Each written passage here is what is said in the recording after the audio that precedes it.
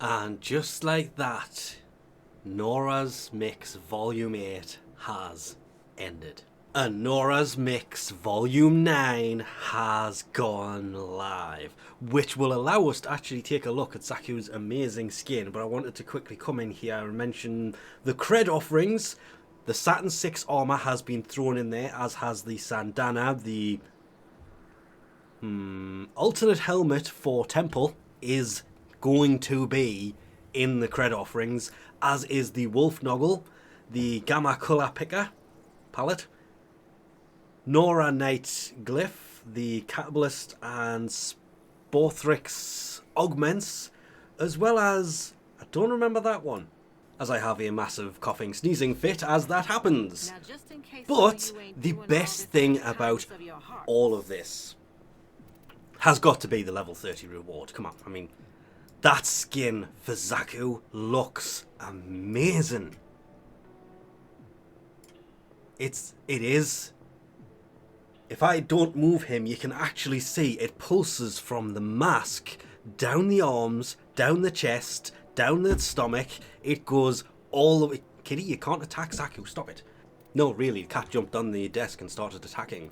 There is a new Ephemera that is coming from this. It's all Raya named, and this Ephemera is going to look absolutely amazing. Remembering, this Ephemera, but with this skin. Oh, I love that energy effect going down it. These are the kind of details the Verve needed, Loki's armor. Rather than it being an Ephemera you added on top, it should have been part of the skin. Damn, that looks really good. But, sadly, that is at least 8 weeks away, so let's go back to what you can get quicker. Well, the Titron's Raya skin, come on, turn around, is basically available this week. It does not take long to get to the rank this is. And that, I liked the original one, but there's just something about the fact it still has, it looks like the energy is still moving. Just can't tell if it's moving. It is. It's moving down the handle of the hammer. From his left hand over to the right hand. It's just hard to see with the lighting that's here. So the effect is going to work through, and being rank 4, as long as you do everything on here for the next week before the weekly reset, that's more than possible. As is obviously the sigil, which we surpassed to come to that, because they have finally come out with a Parallax skin that isn't behind the paywall that is the marketplace, and you have got to buy this with platinum. And I love the fact that, again, if I just don't move it, you can see the orange bits on the skin are flowing towards the back of the landing craft. It's a bit of a shame that this landing craft you have to either buy or get it from doing the Zaramon missions. Because this is some, actually, you can see it way better there. It kind of flows down to the back and then up the rear fin. The tail fin. Oh, I like that. Remembering you can always change the colour of these. I'm just looking at the energy pattern rather than the colour and the different colouring zones. There's so many of them. And I use this ship pretty much all the time. You don't, of course, have to use the air support that comes with it. You can use whatever ship you want with whatever air support you want. Alternate between them. You do have to build it first, though. Shotgun Riven mod. Ooh.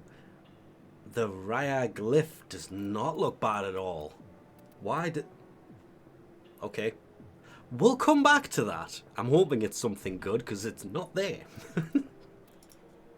At all. The Epitaph, yeah, this thing, it looks good because it has the same kind of effects and everything else, but out of all the weapons they could have done,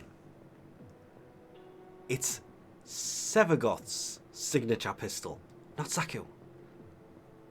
Other than that, can't really fault it, other than it badly needs a lot of, come on, dare I say, colour changing. Unless you're using it with Zaku and the Raya skin, then it will end up looking amazing. Oh, come on, come on. We've got to say, yep, This is much more obvious because the camera's a little bit more in. If I can get into the shade a bit more. See the energy going down the Ephemera? I said it again. Why do I keep saying that? Down the Syandana. Damn. Some of these actually look pretty good. And finally, worth the time and effort to actually get these rewards. It doesn't feel like they've gone, well, what we'll do is we'll just use something from a Nightwave years ago, and we'll just throw this in here as a high-level reward because that's where it should be. It's not. These, I think, should be because they actually look pretty good on certain frames. Don't put them in the offerings. Leave them there. They actually look pretty good. Burston Raya skin. For the Burston. Again, weird choice of weaponry. But damn, that actually makes the Burston look pretty good. Especially with that energy effect on it. Oh, I missed an augment, didn't I? Uh-oh. Number 13 came in, didn't it? There it is. Ew. Well, it was... Was it a Tenulcon weapon from long ago? I kind of have no idea how you actually get this thing. But on weak points hits with primary fire, plus 60% weak point damage for 5 seconds, stacks up to 10 times. That, if you would like to do math, is plus 600% weak point damage for 5 seconds once you max that stack of 10 out. That's gonna kind of be a must for this weapon because, damn, that takes something that most people probably forgot existed. Again, this is why I would like to have control of the frames when we are looking at weapons because they just keep putting them away. But that's gonna take this and make it amazing. Remembering, weak point kills with this weapon trigger the overdrive to begin with. It would be classed as a point of interest, a side quest inside of the Venus Proxia missions. You know, when it says, oh, you can go here and do this, but it's nothing to do with the main mission. Yeah, you get them from the points of interest. I'm just going to go with, yeah. I forgot I have Railjack missions I never completed. Which may also explain why it was at level 13, where I kind of expected it to be, because obviously the... Oh, could you stay active, please? Spontaneous singularity for the Simulo. Orbs that strike targets will explode immediately with 90% bonus damage. And an 18% chance of singularities that will then pull in more targets. Orbs do not bounce with this or combine. Yeah, that's going in the Simulo as soon as I get my hands on that one. Clearly. And past that, there is the usual stance former. This thing, I'm still a bit torn on because obviously to make it look like that, you have to use all threes. All the parts. Otherwise, yeah, you're kind of just using some. And that's basically what it looks like for the one part. To use all of them, you'd have to sacrifice any other cosmetics that you may have on to fit all three of these to make it look like that. Believe this was originally in the Glassmaker. Just from the looks of it, I cannot remember. It's a Cephalon-inspired cosmetic. Then the absolutely amazing looking Ephemera. That is obviously for the absolutely amazing looking Zaku skin. After the main reason to do this, which is of course the Umbra Former. A built Umbra Former at that. Ooh. What is it? Complete 3 sorties. That's going to take at least 3 days to do. It's Wednesday. Thanks for the time on that one, Digital Extreme. Complete 5 nightmare missions of any type. The elites are not too hard this week. Complete 3 void flood missions. That's going to be annoying. Activate 3 requiem obelisks on Deimos. Also fairly easy. And for the first week, seriously, can you just default? Oh, they've changed the default. Really? Really? You've reversed it. Whatever. There is obviously... Where is Temple's alternate helmet? And please tell me you brought it the first week. You didn't. Oh, that is a shame, because that is a really nice looking helmet. But At least Kome's alternate helmet is there. There is the Lens Solstice skin blueprint that is here. The Infested Impedance aura, Dizzying Rounds for the Bronco, Holster Ramp aura, Shield Disruption aura, Combat Reload for the Tigress, Precision Strike for the Tonko, Steel Charge aura is kind of a must if you do not have it. Tonko Desert Camo skin blueprint, the Grinlock Desert Camo skin blueprint, Glassmaker sigil, no emblems? Meh. The glaive, not the prime, just the normal glaive. The only way to get the blueprint for it is obviously from Nightwave now. It used to be alerts. The Plink Shock Camo skin blueprint, Nightwave sigil, Kinetic Siphon Trap decoration, Growl's Kubradon floof. We have the Oro Worm Rage sigil. Not a single emblem in sight.